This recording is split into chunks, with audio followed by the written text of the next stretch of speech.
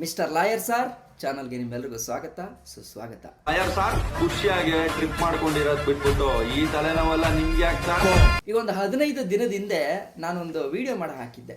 So ಅದ್ರಲ್ಲಿ ನಾನು ಹೇಳಿದ್ದೆ, ಈ ಆಟೋದವ್ರುಗಳನ್ನೆಲ್ಲ ಹಿಂದ್ಗಡೆ ಒಂದು ಅಡ್ವರ್ಟೈಸ್ಮೆಂಟ್ ಕೊಡ್ತಾರೆ ಅಂತ ಅಂದ್ಬಿಟ್ಟು ನಮ್ಮ ಬೆಂಗಳೂರು ಟ್ರಾಫಿಕ್ ಪೊಲೀಸ್ ಅವರು ಸ್ಟಾಪ್ ಮಾಡಿ ಅವ್ರಗಳಿಗೆ 5,000 ರೂಪಾಯಿನ ಫೈನ್ ಆಗ್ತಾ ಇದ್ರು. ನಾನು ಅದನ್ನ ತಪ್ಪು ಅಂತ ಹೇಳಲ್ಲ. ಯಾಕೆ ಅಂತಂದ್ರೆ ರೂಲ್ಸ್ ಪ್ರಕಾರ ಕಮರ್ಷಿಯಲ್ ಪರ್ಪಸ್ ಆಗಿ ಏನಾದ್ರೂ ಒಂದು ಅಡ್ವರ್ಟೈಸ್ಮೆಂಟ್ ನ ನಮ್ಮ ಗಾಡಿನಲ್ಲಿ ಹಾಕಬೇಕು ಅಂತಂದ್ರೆ, ಎಸ್ಪೆಷಲಿ ಆಟೋಗಳಿಗಿರ್ತಕ್ಕಂಥ RTO ರೂಲ್ಸ್ ಅಲ್ಲಿ ಏನ್ ಹೇಳುತ್ತೆ ಅಂತಂದ್ರೆ, ವರ್ಷಕ್ಕೆ 5,000 ರೂಪಾಯಿ ಸರ್ಕಾರಕ್ಕೆ ನಾವು ಅಡ್ವರ್ಟೈಸ್ಮೆಂಟ್ ಅಲ್ಲಿ ಬರ್ತಕ್ಕಂಥ ರೆವೆನ್ಯೂ ಫೀಸ್ ಅಂತ ಕಟ್ಟಬೇಕಿರುತ್ತೆ. ಇಫ್ ಇನ್ ಕೇಸ್ ಒಬ್ರು ಆಟೋದವರು ಒಂದು ಫಿಲಂ ಪ್ರಮೋಷನ್ ಮಾಡಕ್ಕೆ ಅವ್ರ ಹಿಂದ್ಗಡೆ ಬ್ಯಾನರ್ ಅಲ್ಲಿ ಹಾಕ್ತಾರಲ್ಲ, ಒಂದು ಫಿಲಮ್ದೋ ಅಥವಾ ಒಂದು ಕಂಪ್ನಿದೋ ಏನೋ ಒಂದು ಹಾಕ್ತಾರೆ, ಆಟೋದಲ್ಲಿ ನೀವು ಅಡ್ವರ್ಟೈಸ್ಮೆಂಟ್ ನ ಹಾಕೋಬೇಕು ಅಂತಂದ್ರೆ 5,000 ರೂಪಾಯಿ ವರ್ಷಕ್ಕೆ ಅಂತ ಕಟ್ಟಬೇಕು. ಈಗ ರೀಸೆಂಟ್ಲಿ ನಾನು ಹಾಕಿರೋ ರೀಲ್ಸ್ ನೋಡಿರ್ತೀರಾ ನೀವು. ಸೊ ಆ ರೀಲ್ಸ್ ಏನು ಅಂತ ನೋಡ್ಕೊ ಬಂದ್ಬಿಡಿ. ಬೆಂಗಳೂರಲ್ಲಿ ಸುಮಾರು ಆಟೋಗಳ ದಾಖಲಾತಿ ಇಲ್ಲದೆ ಇದ್ದಂತದ್ನೆಲ್ಲನೂ ಕೂಡ ಸ್ಟಾಪ್ ಮಾಡಿ ಇವನ್ ಗಾಡಿಗಳನ್ನ ಸೀಜು ಮಾಡ್ತಾ ಇದ್ದಾರೆ. ಒಳ್ಳೆ ವಿಚಾರ. ಯಾಕೆ ಅಂತಂದ್ರೆ ನಮ್ಮೂರಲ್ಲಿರುವಂತ ಯಾವುದೇ ಒಂದು ಗಾಡಿಗಳಾದ್ರೂ ಲೀಗಲ್ ಆಗಿ ಚೆನ್ನಾಗಿರ್ಬೇಕು ಅನ್ನೋದು ಅವ್ರ ಆಶಯ. ನನಗೆ ಅದರಲ್ಲಿ ಯಾವುದೇ ರೀತಿ ಆಕ್ಷೇಪಣೆ ಇಲ್ಲ. ಇವತ್ತೊಂದು ನ್ಯೂಸ್ ಬಂತು, ಆಟೋದಲ್ಲಿ ಪಾಪ ಒಂದು 500,000 ರೂಪಾಯಿ ಕೊಡ್ತಾರೆ ಅಂತ ಅಂದ್ಬಿಟ್ಟು ಫಿಲಮ್ದೋ ಅಥವಾ ಯಾವ್ದೋ ಒಂದು ಪ್ರಾಡಕ್ಟ್ ಅಡ್ವರ್ಟೈಸ್ಮೆಂಟ್ ನ ಹಾಕಿರ್ತಾರೆ. ಅದಕ್ಕೆ ರೂಲ್ಸ್ ಹೆಂಗಿದೆ ಅಂತಂದ್ರೆ, ವರ್ಷಕ್ಕೆ 5,000 ರೂಪಾಯಿ ಕಟ್ಟಿದ್ರೆ ಮಾತ್ರ ಆಟೋಗಳ ಮೇಲೆ ಅಡ್ವರ್ಟೈಸ್ಮೆಂಟ್ ನ ಹಾಕ್ಬೇಕು ಅಂತ. ಆದ್ರೆ ಅದನ್ನ ಗೊತ್ತಿಲ್ಲದೆ ಇರೋರು ಎಷ್ಟೋ ಜನ ಪಾಪ ಆಟೋದವರು ಅದನ್ನ ಹಾಕ್ಬಿಟ್ಟಿದ್ದಾರೆ. ಅದಕ್ಕೆ ಇವನ್ RTO ಅಧಿಕಾರಿಗಳು ಹಿಡಿದು 5,000 ರೂಪಾಯಿವರೆಗೂ ಕೂಡ ಒಂದೊಂದು ಆಟೋಗೆ ಫೈನ್ ಕಟ್ತಾ ಇದಾರಂತೆ. ಅದನ್ನು ಕೂಡ ಒಪ್ಕೊಂತೀನಿ, ನನ್ಗೆ ಅದರಲ್ಲೂ ಆಕ್ಷೇಪಣೆ ಇಲ್ಲ. ನನ್ನ ಕ್ವಶನ್ ಏನಪ್ಪಾ ಅಂತಂದ್ರೆ, ಇವಾಗ ಇದೇ ಬೆಂಗಳೂರಲ್ಲಿ ಓಡಾಡಂತ ನಮ್ಮ BMTC ಬಸ್ಗಳಲ್ಲಿ ಎಲ್ಲೋ ಒಂದು ಮೂಲೆಯಲ್ಲಿ ಒಂದು ಆಡ್ ಕೊಟ್ರೆ ಪರವಾಗಿಲ್ಲ, ಇಡೀ ಬಸ್ನೇ ಫುಲ್ ರ್ಯಾಪ್ ಮಾಡ್ಬಿಟ್ಟು ಕಲರ್ ಚೇಂಜ್ ಮಾಡಿ ಅದನ್ನ ಎಕ್ಕುಡಿಸ್ತಾ ಇದ್ದಾರೆ. ಈಗ ನನ್ನ ಕ್ವಶನ್, RC ಕಾರ್ಡ್ ಅಲ್ಲಿ ಗಾಡಿಗೆ ಅಂತ ಒಂದು ಕಲರ್ ಇರುತ್ತೆ, ತಂಬಾಕು ಕೇಸರಿನ ತಿನ್ನಿ ಅಂತಾನೂ ಆಡ್ ಕೊಟ್ಟಿದ್ರು, ಅದನ್ನ ಸದ್ಯ ವಾಪಸ್ ತಗೊಂಡಿದ್ದಾರೆ. ಈಗ ಆ ಆಡ್ ಗಳನ್ನೆಲ್ಲ ಹಾಕಿದ್ರೆ ಅದು ಲೀಗಲ್ಲ. ಆಟೋದವ್ರಿಗೊಂದು ನ್ಯಾಯ, ಸರ್ಕಾರದ ಬಸ್ಗೊಂದು ನ್ಯಾಯ. ಫಸ್ಟ್ ಆಫ್ ಆಲ್ ರೂಲ್ಸ್ ನ ಮಾಡಿದ್ಮೇಲೆ ಸರ್ಕಾರದವ್ರು ಅದನ್ನ ಪಾಲಿಸ್ಬೇಕು. ಅದಾದ ಮೇಲೆ ಜನಗಳಿಗೆ ಹೇಳ್ಬೇಕು. ಪಾಪ 500,000 ರೂಪಾಯಿಗೆ ಆಡ್ ನ ಹಾಕೊಂಡಿರೋರನ್ನ ನಾನು ಹಿಡಿಬೇಡಿ ಅಂತ ಹೇಳ್ತಾ ಇಲ್ಲ, ಕಾನೂನಾತ್ಮಕವಾಗಿ ಅದು ತಪ್ಪಿದ್ರೆ ಹಿಡೀರಿ, ಆದ್ರೆ BMTC ಬಸ್ಸನ್ನು ಹಿಡೀರಿ. ಸೊ ಇದ್ರ ಬಗ್ಗೆ ನಿಮ್ಗೆ ಏನು ಅನಿಸ್ತು ಕಮೆಂಟ್ ಮಾಡಿ ತಿಳಿಸಿ. ಇದಕ್ಕೆ ಸಂಬಂಧಪಟ್ಟ ಎಲ್ಲಾ ಇಲಾಖೆಗೂ ಈ ರೀಲು ಶೇರ್ ಆಗ್ಲಿ. ಸೊ ಈಗ ಆಟೋದವ್ರಿಗೆ ಆಗಿರೋ ತರ ಅವರು ಫೈನ್ ಕಟ್ಟಂಗ್ ಆಗ್ಲಿ ಅಷ್ಟೇ. ಇಷ್ಟ ಹೇಳ್ತಾ ನಾನು ನಿಮ್ಮ ಕಿತ್ತಡಿಕೆ. ಜೈ ಹಿಂದ್, ಜೈ ಕರ್ನಾಟಕ ಮಾತೆ. ನೋಡಿದ್ರಲ್ಲ, ಪಾಪ ಎಷ್ಟೋ ಜನ ಆಟೋದವರು ನಾನು ಆ ರೀಲ್ ಮಾಡಿದ ಮೇಲೆ ಏನ್ ಹೇಳಿದ್ರು ಅಂತಂದ್ರೆ, ಈ ತರ ಒಂದು ಅಡ್ವರ್ಟೈಸ್ಮೆಂಟ್ ನ 500,000 ರೂಪಾಯಿನೋ ತಗೊಂಡು ಆಟೋದವರು ಅಡ್ವರ್ಟೈಸ್ಮೆಂಟ್ ಕೊಡ್ತಾರೆ ಅಂತ. ಆದ್ರೆ ಅದಕ್ಕೆ ಎಷ್ಟೋ ಜನ ಆಟೋ ಡ್ರೈವರ್ಸ್ ಮೆಸೇಜ್ ಮಾಡಿ, ಬ್ರೋ ನಾವು ಅಷ್ಟೆಲ್ಲ ತಗೊಳಲ್ಲ ಬ್ರೋ, ಒಂದು ಬ್ಲೂಟೂತ್ ಇಲ್ಲ ಒಂದು ಏನೋ ಒಂದು ಐಟಮ್ಸ್ಗಳನ್ನ ಕೊಟ್ಬಿಟ್ಟು ನಮ್ಮ ಆಟೋದಲ್ಲಿ ಅಡ್ವರ್ಟೈಸ್ಮೆಂಟ್ನ ಹಾಕ್ಬಿಟ್ಟು ಹೋಗ್ತಾರೆ. ಅದಿರೋವರೆಗೂ ಈಗ ಒಂದು ಫಿಲಮ್ ಇತ್ತು ಅಂತಂದ್ರೆ ಒಂದು 15 ದಿನ ಆ ಫಿಲಮ್ ರನ್ ಆಗೋವರೆಗೂ, ಅಥವಾ ಯಾವ್ದಾದ್ರು ಒಂದು ಅಡ್ವರ್ಟೈಸ್ಮೆಂಟ್ ಕೊಟ್ಟರೆ ಒಂದಷ್ಟು ದಿನ ಅಂತ ನಾವು ಹಾಕಂತೀವಿ. ಅದಾದ್ಮೇಲೆ ಬೇರೆ ಬ್ರ್ಯಾಂಡ್ ಅವ್ರು ಯಾರು ಬರ್ತಾರೆ, ಅವ್ರದನ್ನ ಹಾಕ್ತಾರೆ, ಹೋಗ್ತಾರೆ, ದುಡ್ಡೇನು ಕೊಡಲ್ಲ ಅಂತ. ನಿಮಗೆ ಒಂದು ಗೌರ್ಮೆಂಟ್ ಅಲ್ಲಿ ನಡೀತಾ ಇರ್ತಕ್ಕಂಥ ಯಾವ್ದಾದ್ರು ಒಂದು ವಿಚಾರದ ಬಗ್ಗೆ ಏನಾದರೂ ಡೌಟ್ ಬಂದ್ರೆ, ಎಕ್ಸಾಂಪಲ್ ನನ್ನ ಡೌಟ್ ಇದ್ದದ್ದೇನು, BMT ಬಸ್ಸಲ್ಲೂ ಕೂಡ ಅಡ್ವರ್ಟೈಸ್ಮೆಂಟ್ನ ಅಷ್ಟು ದೊಡ್ಡದಾಗಿ ಹಾಕ್ತಾರೆ. ಅವ್ರು ಯಾರ ಹತ್ರ ಪರ್ಮಿಷನ್ ತಗೊಂಡವ್ರೆ, ಅಥವಾ ಅದು ಹೆಂಗೆ ಆಗ್ತಾ ಇದ್ದಾರೆ, ಅವ್ರೇನಾದರೂ ವರ್ಷಕ್ಕೆ ಇಷ್ಟು ಅಂತ ದುಡ್ಡು ಕಟ್ತಾರ ಅಂತ ಡೌಟ್ ಬಂದಾಗ, ಯೂಶ್ವಲಿ ನಾವೇನು ಮಾಡಬೇಕು ಅಂತಂದರೆ, ನಮ್ಮ ಪ್ರಜಾಪ್ರಭುತ್ವ ಹೇಳೋದೆ ಜನರಿಂದ ಜನರಿಗಾಗಿ ಜನರಿಗೋಸ್ಕರ ಅಂತಂದಮೇಲೆ ಅಲ್ಲಿ ಏನೇನು ನಡೀತಾ ಇದೆ ಅಂತ ತಿಳ್ಕೊಳ್ಳೋ ಹಕ್ಕು ನಮಗಿರುತ್ತೆ. RTI ಆಕ್ಟ್ 2005 ಅಂತ. ಈ ಸಲ ನಾನು RTIನ ಆನ್ಲೈನ್ ಮುಖಾಂತರ ಹಾಕಿದ್ದೀನಿ. ನಾನು ಕೂತಿದ್ದಂಥ ಜಾಗದಲ್ಲೇ BMTCನಲ್ಲಿ ಹಾಕಿರೋ ಅಡ್ವರ್ಟೈಸ್ಮೆಂಟ್ ಬಗ್ಗೆ ಕ್ವಶನ್ ಮಾಡಿದ್ದೀನಿ. ಅದಕ್ಕೆ BMTCಯಿಂದ ನನಗೆ ಆನ್ಸರ್ ಕೂಡ ಬಂದಿದೆ. ಸೊ ಏನಪ್ಪ ಬಂದಿದೆ, ನನ್ನ ಕೈಯಲ್ಲಿ ಆದಂಥ ಪ್ರಯತ್ನನ ನಾನು ಮಾಡಿದ್ದೀನಿ. ನೋಡೋಣ ಇದನ್ನು ಮುಂದಕ್ಕೆ ಕೇಸ್ ಲೆವೆಲ್ಗೆ ತಗೊಂಡು ಹೋಗ್ಬೋದಾ, ಅಥವಾ ಇದು ಏನು ಮಾಡಬೇಕು ಅನ್ನೋದನ್ನು ಯೋಚನೆ ಮಾಡ್ತೀನಿ. ನಾನು ಇದನ್ನು 19/7/2025 ಫೈಲ್ ಮಾಡಿದ್ದು. ಸೊ ವಿಚಾರ ಹೇಳ್ತೀನಿ, ನಾನು ಏನು ಕೇಳಿದ್ದೀನಿ BMTC ಬಸ್ಸಲ್ಲಿ ಅಂತ. ಸದರಿ BMTC ಬಸ್ಸುಗಳಲ್ಲಿ ಬಸ್ಸಿನ ಮೇಲೆ ಹಾಗೂ ಬಸ್ಸಿನ ಬಾಡಿಯ ಮೇಲೆ ಸಂಪೂರ್ಣ ಜಾಹೀರಾತು ನೀಡುತ್ತಾ ಬರುವಿರಿ.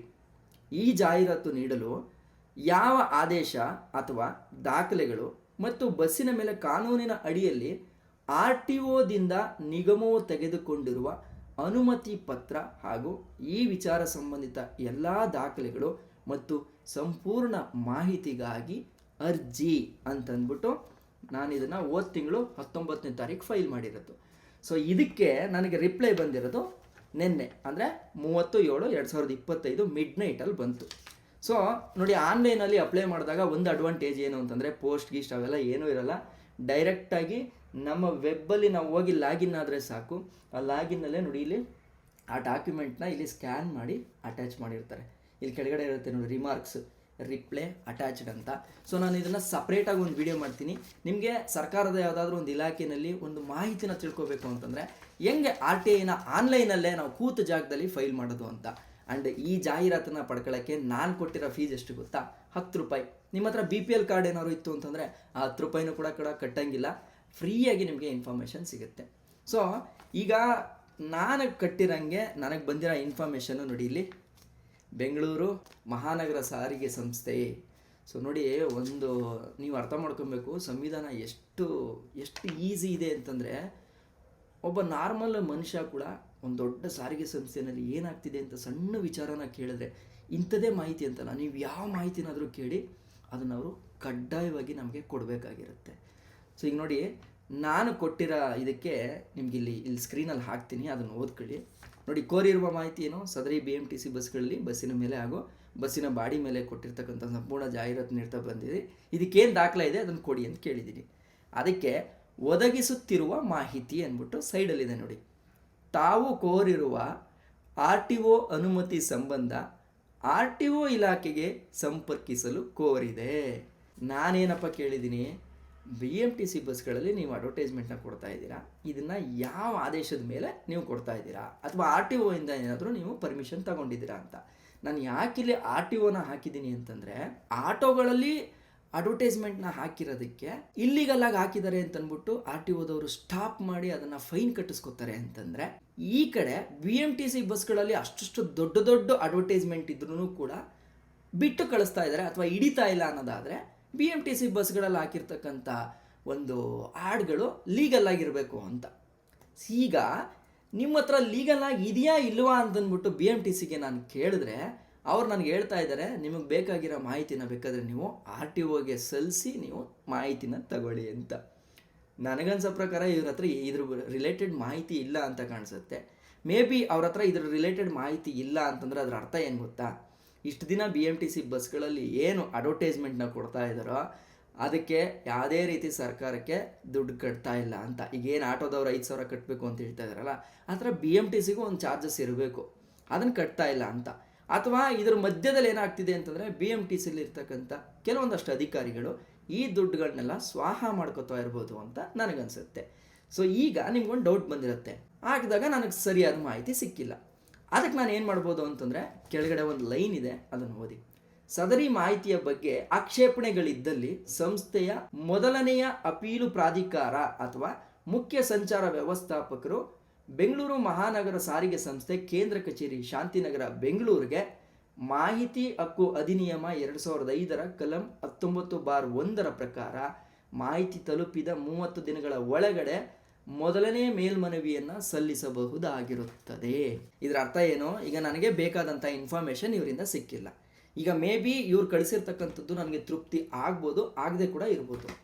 ಆಗದೆ ಇದ್ದಾಗ ನಾನು ಏನು ಮಾಡ್ಬೋದು ಅಂದರೆ, ಇವ್ರಿಗಿಂತ ಮೇಲಿರ್ತಕ್ಕಂಥ ಅವರು ಅಡ್ರೆಸ್ ಮಾಡಿದ್ರಲ್ಲ ಅವ್ರಿಗೆ ನಾವು ಅಪೀಲನ್ನು ಹಾಕ್ಬೋದು. ಈ ಥರ ನಾನೊಂದು ಹಾಕಿದ್ದೀನಿ, ನನಗೆ ಅದಕ್ಕೆ ತಕ್ಕದಂಗೆ ಮಾಹಿತಿ ಸಿಕ್ಕಿಲ್ಲ ಅಂತ. ಯಾವಾಗ ಮಾಡಬೇಕು? ಈ ಮಾಹಿತಿ ನನಗೆ ಸಿಕ್ಕಿದಂಥ 30 ದಿನದ ಒಳಗಡೆ ಮಾಡಬೇಕು. ಇಲ್ಲೂ ನನಗೆ ಆ ಮಾಹಿತಿ ಸಿಕ್ಕಲಿಲ್ಲ ಅಂತಂದರೆ ನೆಕ್ಸ್ಟು ನಾನು ಇದನ್ನು ಚಾಲೆಂಜ್ ಮಾಡ್ಬೋದು. ನಾನು ಆ ಚಾಲೆಂಜ್ ಮಾಡೋದು ಹೆಂಗೆ ಏನು ಅನ್ನೋದನ್ನು ಮುಂದಕ್ಕೆ ಹೇಳ್ತೀನಿ. ಬಟ್ ಈಗ BMTCಲಿ ಇದನ್ನೇನು ಇಲ್ಲ ಅಂತ ಹೇಳ್ತಾ ಇದ್ದಾರಲ್ಲ, ಇದನ್ನಂತೂ ಖಂಡಿತ ಏನೋ ಇದೆ ಅನ್ನೋದನ್ನು ಹುಡ್ಕೋಣ. ನಾನು ಅವತ್ತು ರೀಲ್ ಹಾಕಿದಾಗ ಜಸ್ಟು BMTCದು ಅಷ್ಟೇ ಮಾಡಿಬಿಡಿ, ಇವರು ಮೆಟ್ರೋದಲ್ಲೂ ಕೂಡ ಈ ಥರ ಅಡ್ವರ್ಟೈಸ್ಮೆಂಟ್ನ ಕೊಡ್ತಾ ಇದ್ದಾರೆ, ಅದು ಲೀಗಲ್ ಆಗಿದೆಯಾ ಅಥವಾ ಅದರ ದುಡ್ಡುಗಳೆಲ್ಲ ಎಲ್ಲಿಗೆ ಹೋಗ್ತಾ ಇದೆ ಅನ್ನೋದನ್ನು ಕೂಡ ಕೇಳಿ ಅಂತ ಒಂದಷ್ಟು ಜನ ತುಂಬ ಚೆನ್ನಾಗಿ ಸಜೆಷನ್ ಕೊಟ್ಟಿದ್ರಿ. ನಿಮ್ಮೆಲ್ಲರ ಸಜೆಷನ್ನ ನಾನು ತಗೊಂಡು RTI ಅಪ್ಲಿಕೇಶನ್ನ ಮೆಟ್ರೋಗೂ ಕೂಡ ಹಾಕಿದ್ದೀನಿ. ಹೋದ ಕೇಸಲ್ಲಿ KSRTCನಲ್ಲಿ ಏನೋ ಒಂದಷ್ಟು ಸ್ಟ್ರಗಲ್ ಮಾಡಿ ಒಂದಷ್ಟು ನ್ಯಾಯ ಸಿಗ್ತಲ್ಲ, ಆ ಥರ ಇದರಲ್ಲೂ ಕೂಡ ಸಿಗಲಿ. ನಿಮ್ಗೆ ಅನ್ನಿಸ್ಬೋದು, ಯಾಕೆ ಇವನು ಬಸ್ಸು ಈ ಥರ ಸಣ್ಣದನ್ನೇ ಇಟ್ಕೊಂಡು ಒದ್ದಾಡ್ತಾ ಇದ್ದಾನೆ ಅಂತ ನಿಮ್ಗೆ ಅನ್ನಿಸ್ಬೋದು. ಒಂದು ಮಿಡಲ್ ಕ್ಲಾಸ್ ಜೀವನ ನಡೀತಾ ಇರೋದೆ ಇವತ್ತು ಸಾಮಾನ್ಯ ಸಾರಿಗೆ ವ್ಯವಸ್ಥೆಗಳಿಂದ. ನಿನಗೆ ಸಮಸ್ಯೆ ಏನು? ಅದ್ರ ಪಾಡ್ಗೆ ಅವ್ರು ಏನೋ ಅಡ್ವರ್ಟೈಸ್ಮೆಂಟ್ ಕೊಡ್ತಾರೆ. ಅವರು ಈ ಮೊದಲೇ BMTC KSRTC ಎಲ್ಲ ಲಾಸಲ್ಲಿ ಓಡ್ತಾ ಇದೆ, ನೀನು ಯಾಕೆ ಅವ್ರಿಗೆ ಹಿಂಸೆ ಕೊಡ್ತಾ ಇದೆಯಾ? ನಿನಗೆ BMTC ಅಥವಾ KSRTC ಬಸ್ಗಳು ಕಂಡ್ರೆ ಆಗಲ್ವಾ ಅಂತ ನೀವು ಒಂದಷ್ಟು ಜನ ಕಮೆಂಟ್ ಮಾಡ್ತಾಯಿದ್ರಿ. ನಿಮ್ಮೆಲ್ರಿಗೂ ಒಂದು ಆನ್ಸರ್ ಕೊಡೋಕ್ಕೆ ಇಷ್ಟಪಡ್ತೀನಿ.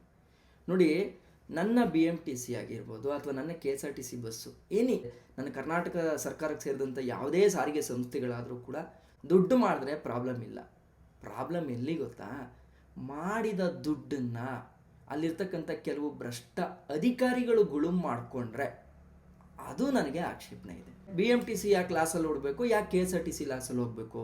ನೀವು ನೋಡ್ದಂಗೆ ಬರೋ ಬಸ್ಗಳೆಲ್ಲ ಕೆಪಾಸಿಟಿಗಿಂತನೂ ಜಾಸ್ತಿ ತಾನೇ ತುಂಬ್ಕೊಂಡು ಹೋಯ್ತವ್ರೆ. ಬಸ್ ಟಿಕೆಟ್ ದರನೂ ಕೂಡ ನೀವು ತಿಂಗಳು ನೋಡ್ತಾ ಇದ್ದೀರಾ, ಏರಿಕೆ ಆಗ್ತಾನೆ ಇದೆ. ಯಾಕೆ ಲಾಸ್ ಆಗಬೇಕು? ಲಾಸ್ ಎಲ್ಲಾಗ್ತಿದೆ ಅಂತ ಹೇಳ ನಾನು, ಭ್ರಷ್ಟ ಅಧಿಕಾರಿಗಳು ಆ ಡಿಪೋ ಇಂದ ಶುರುವಾಗಿ ಎಲ್ಲರೂ ಅಂತ ಹೇಳಲ್ಲ, ಪ್ರಾಮಾಣಿಕವಾಗಿ BMTC KSRTCನ ಉಳಿಸ್ಕೋಬೇಕು ಅಂತ ಮಾಡೋಂಥ ನಿಷ್ಠಾವಂತ ಅಧಿಕಾರಿಗಳು ಇದ್ದಾರೆ. ಆದರೆ ಮಧ್ಯದಲ್ಲಿ ಒಂದಷ್ಟು ಕ್ರಿಮಿಕೀಟಗಳು ಇರ್ತವೆ, ಅದು ಎಲ್ಲ ಜಾಗದಲ್ಲೂ ಇರುತ್ತೆ. ಅಂಥವ್ರುಗಳನ್ನು ನಾವು ಕ್ವಶನ್ ಮಾಡೋದ್ರಿಂದ ಈ ಸಿಸ್ಟಮಲ್ಲಿ ಒಂದಷ್ಟು ಚೇಂಜಸ್ ಆಗುತ್ತೆ. ನಾಳೆ ದಿನ ಈಗೇನು ನಾವು ಪ್ರೈವೇಟೈಜೇಷನ್ ಅಂತ ನೋಡ್ತಾ ಇದ್ದೀವಲ್ಲ, ಹಂಗೇನಾದರೂ ಈ ಥರ ಸಾಮಾನ್ಯ ಸಾರಿಗೆ ಸಂಸ್ಥೆಗಳು ಪ್ರೈವೇಟೈಜೇಷನ್ ಆಗಿಬಿಟ್ರೆ ಅವ್ರು ಹೇಳಿದ್ದೇ ರೂಲ್ಸು. ಈಗ ನಾವು ಕ್ವಶನ್ ಮಾಡಿ ಕೇಳ್ತಾ ಇದ್ದೀವಿ ನೋಡಿ, ಇದಕ್ಕೆ ನ್ಯಾಯ ಕೊಡ್ರಪ್ಪ, ಇದಕ್ಕೆ ಆನ್ಸರ್ ಕೊಡಿ ಅಂತ. ಪ್ರೈವೇಟೈಜೇಷನ್ ಆದರೂ ನಾವು ಅದನ್ನು ಕೇಳಕ್ಕೆ ಬರಲ್ಲ. ಅರ್ಥ ಮಾಡ್ಕೊಳ್ಳೋಣ, ನಾವೆಲ್ಲರೂ ಕೂಡ ಸತ್ಪ್ರಜೆಗಳಾಗಿ ಪ್ರತಿಯೊಂದರಲ್ಲೂ ಕೂಡ ನಾವು ಕಟ್ಟೋ ಟ್ಯಾಕ್ಸು ನಮ್ಮದೇ ದುಡ್ಡು, ನಮ್ಮಿಂದನೇ ನಡೀತಾ ಇರ್ತಕ್ಕಂಥ ಸರ್ಕಾರ. ಇಲ್ಲೇನಾದರೂ ಒಂದು ಸಣ್ಣ ಪುಟ್ಟ ಬದಲಾವಣೆಗಳು ಬೇಕು ಅಂತಂದರೆ ಯಾವನೋ ಬಂದು ಏನೋ ಒಂದು ಮಾಡ್ತಾನೆ ಅನ್ನೋದಕ್ಕಿಂತ ನಾವುಗಳು ಚಿಕ್ಕದಾಗಿ ಕ್ವಶನ್ನ ರೈಸ್ ಮಾಡ್ತು ಅಂತಂದರೆ ನಾಳೆ ದಿನ ಇವೆಲ್ಲವೂ ಕೂಡ ನಮ್ಮ ಸೇವೆಗೆ ಅಂತ ಉಳ್ಕೊಳ್ಳುತ್ತೆ. ಇಷ್ಟೇ ನನ್ನ ಉದ್ದೇಶ, ಅದಕ್ಕೋಸ್ಕರ ಮಾಡ್ತಾ ಇದ್ದೀನಿ. ನೋಡೋಣ ಮೆಟ್ರೋರಿಂದ ಏನು ಆನ್ಸರ್ ಬರಬಹುದು ಅದನ್ನು ಕೂಡ ಕಾಯ್ತಾ ಇದ್ದೀನಿ. ಮೇ ಬಿ ಮೆಟ್ರೋಗೂ BMTCಗೂ ರೂಲ್ಸ್ಗಳು ಚೇಂಜ್ ಇದೆ. ಯಾಕೆ ಅಂತಂದರೆ ಮೆಟ್ರೋ ಓಡೋದು ಸಾಮಾನ್ಯ ಜನರು ಓಡಾಡ್ತಕ್ಕಂಥ ಎಲ್ಲ ಬಸ್ಗಳು, ಕಾರ್ಗಳು, ಬೈಕ್ಗಳು ಓಡಾಡೋಂಥ ರೋಡ್ ಅಲ್ಲ. ಮೆಟ್ರೋ ತನ್ನದೇ ಆದಂಥ ಸ್ವಂತ ಒಂದು ಹಾದಿನ ಕ್ರಿಯೇಟ್ ಮಾಡ್ಕೊಂಡಿದೆ. ಮೇ ಬಿ ಅವರ ರೂಲ್ಸ್ಗಳು ಚೇಂಜ್ ಇರುತ್ತೆ. ಬಟ್ ನಾನು ಕ್ಯೂರಿಯಸ್ ಆಗಿದ್ದೀನಿ, ಅಲ್ಲಿಂದ ಏನು ರಿಪ್ಲೈ ಬರ್ಬೋದು ಅಂತ. ನೀವು ಒಂದು ಕಮೆಂಟ್ ಮಾಡಿ ತಿಳಿಸಿ, ಅಲ್ಲಿಂದ ಏನು ನಮಗೆ ರಿಪ್ಲೈ ಬರ್ಬೋದು ಅಂತ. ಆ್ಯಂಡ್ ಜೊತೆಗೆ ಈ ಒಂದು ಅಭಿಯಾನದಲ್ಲಿ ನಿಮ್ಮ ಸಪೋರ್ಟ್ ನನಗೆ ಎಷ್ಟಿದೆ ಮತ್ತು ನಿಮ್ಮ ಅನಿಸಿಕೆಗಳನ್ನ ಕೂಡ ಕಮೆಂಟ್ ಮಾಡಿ ತಿಳಿಸಿ. ಅದು ಬರ್ತಿದ್ದಂಗೆ ಅಪ್ಡೇಟ್ ಮಾಡ್ತೀನಿ. ಜೊತೆಗೆ ಈ ಕೇಸಲ್ಲಿ ನಾವು ನೆಕ್ಸ್ಟ್ ಏನು ಮಾಡ್ಬೋದು ಅನ್ನೋ ಅಪ್ಡೇಟನ್ನು ಕೂಡ ನಾನು ನಿಮಗೆ ತಿಳಿಸ್ತೀನಿ ಅಂತ ಹೇಳ್ತಾ, ಆ್ಯಂಡ್ ನಾನು ಕೊಡ್ತಾ ಇರೋ ಇನ್ಫಾರ್ಮೇಷನ್ ನಿಮ್ಗೆ ಇಷ್ಟ ಆಯಿತು ಅಂತಂದರೆ ಚಾನಲ್ಗೆ ಸಬ್ಸ್ಕ್ರೈಬ್ ಮಾಡಿ, ಸಪೋರ್ಟ್ ಮಾಡಿ. ನೀವು ಈ ಚಾನಲ್ನ ಯಾರ್ಯಾರು ನೋಡ್ತಾ ಇದ್ದೀರೋ ಅಷ್ಟು ಜನ ಸಬ್ಸ್ಕ್ರೈಬ್ ಮಾಡ್ತು ಅಂತಂದರೆ ಇನ್ನೂ ಈ ಚಾನಲಲ್ಲಿ ಹೊಸ ಮಾಹಿತಿಗಳನ್ನ ಕೊಡೋಕ್ಕೆ ನನಗೂ ಕೂಡ ಶಕ್ತಿ ಸಿಗುತ್ತೆ ಅಂತ ಕೇಳ್ಕೊಳ್ತಾ, ನಾನು ನಿಮ್ಮ ಲಾಯರ್ ಸರ್. ಜೈ ಹಿಂದ್, ಜೈ ಕರ್ನಾಟಕ. ಮತ್ತೆ